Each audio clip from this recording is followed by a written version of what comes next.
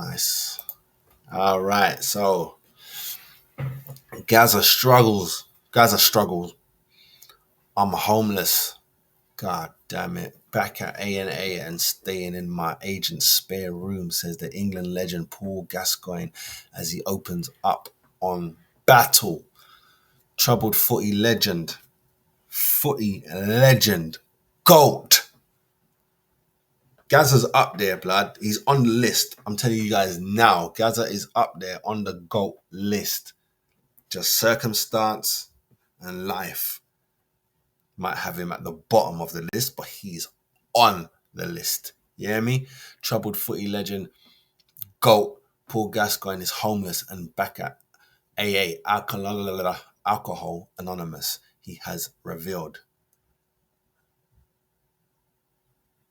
Sorry, it just reminded me of something Tony Adams said in his book Sober that I'm reading right now. Here we go.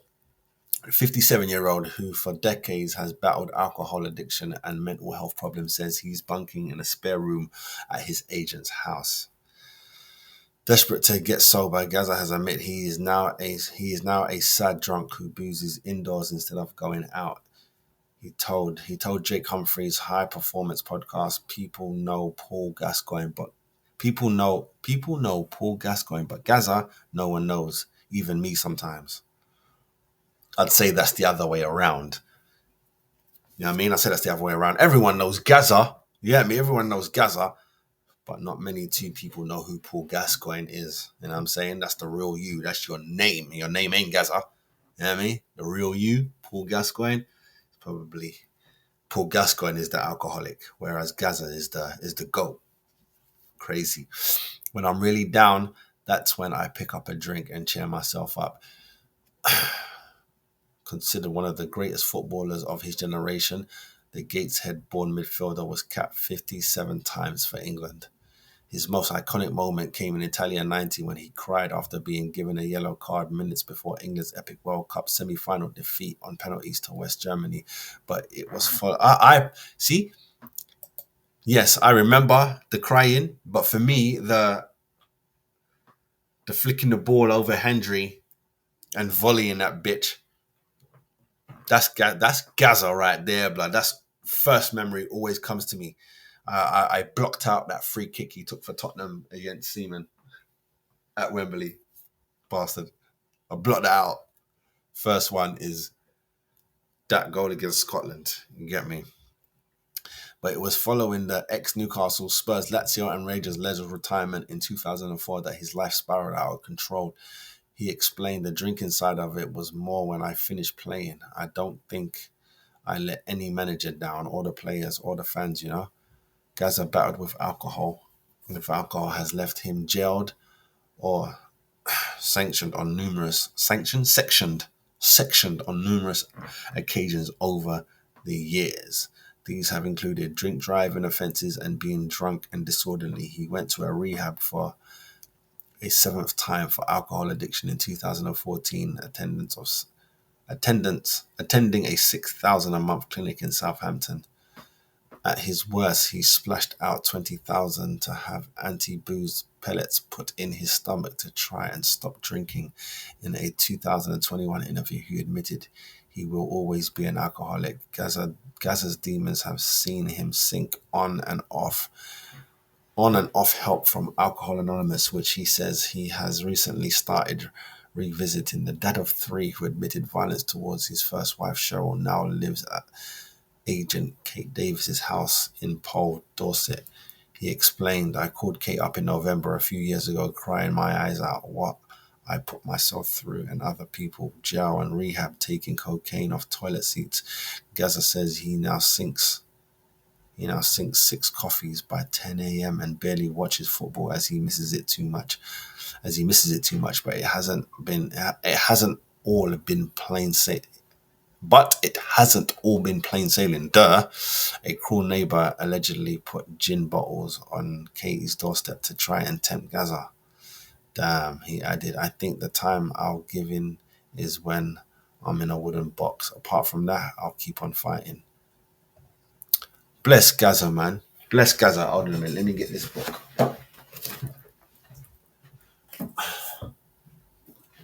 Bless Gaza, man. I'm reading this book right now. Yeah, it's one of the books that I'm reading. Tony Adams Sober, and I just realized he's got a Tony Adams Addicted. Got to get that one too. Should have got that one first, but this one here, in this book, there's a part. It's literally the last paragraph, not the last paragraph, but the that I last chapter that I read. Let's keep it up there, bruv. That's who we know you to be. Understand me, brother? That's who we know you to be, King. Um, he talked about Gaza and he talked about Best, and he said George Best. What did George Best say to him? Oh yeah, he said George Best said he didn't want to go to. I don't know. I can't remember the quote. If he said he didn't want to go to the AA, Alcoholics Anonymous, but he told Tony Adams one of the reasons why he don't want to go, because if he goes, he's gonna have to be signing stuff, taking pictures, and people are gonna ask him to train their kids teams and all them kind of shit there. And Tony was like, that never happened with me. You know what I'm saying?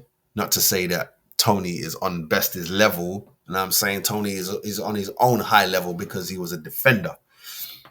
You know what I'm saying? I know people will be like, it don't matter. You know what I'm saying? They're all alcoholics.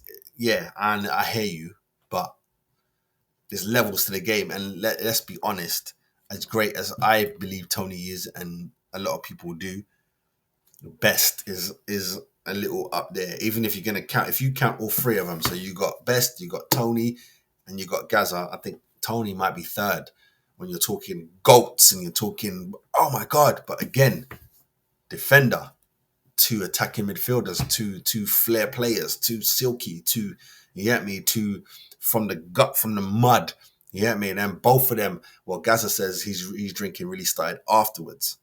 I'm not too sure. Maybe the drinking to a level where it stops him functioning properly was after the game, but he was drinking, hence celebrations.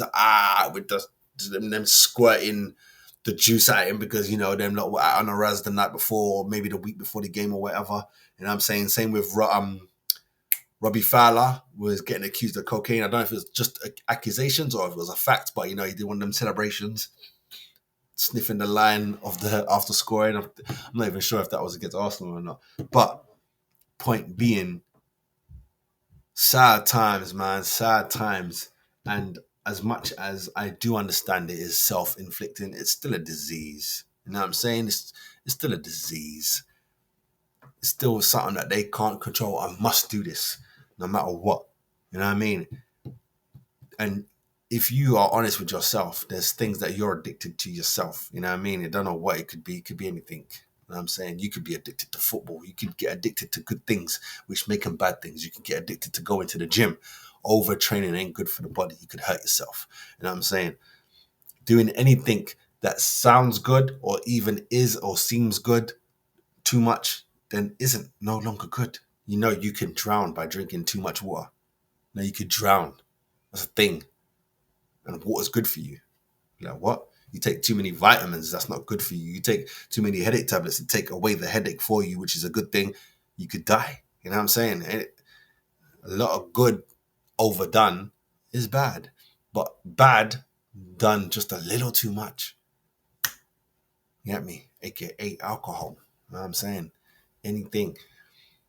It's like once it stops you doing other things in your life, then you know it's a problem. You know what I'm saying? Once it stops you doing other things in your life, then it's a problem. Like, who don't love sex?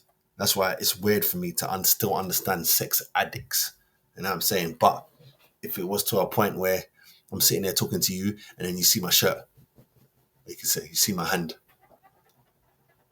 mid talking to you, nothing sexy is going on. Yeah, that's a problem you have, bruv. In general, wanting to make love to someone, if you want to be nice about it, or just sex, oh fuck, there's no problem in that. Even if you want to have sex every day, again, no problem in that. It's sex like every hour type shit, or even masturbate every hour. Problem. You know what I mean? You can't do something without having that thing there. Problem. I'm trying to think, do I have problems like that? No, I have comforts that I have. I've got my own vices, but if I don't have them, I'm not going to like sell my TV to go and get it. I'm not going to go out robbing to go and get it. So there's a line. Like I know that there's a line. Just go wait. Don't have it right now. Go wait. Then I don't feel that that's a problem. Whereas, can't wait. Need to. Like start selling the baby's clothes, selling the baby's food, shit like that. Problems, bruv. You have issues. You get me? But I don't want to end with the great one like this. You understand dig me? I don't want to end it like this. So what I'm going to do, people, we're going to switch it back to this video.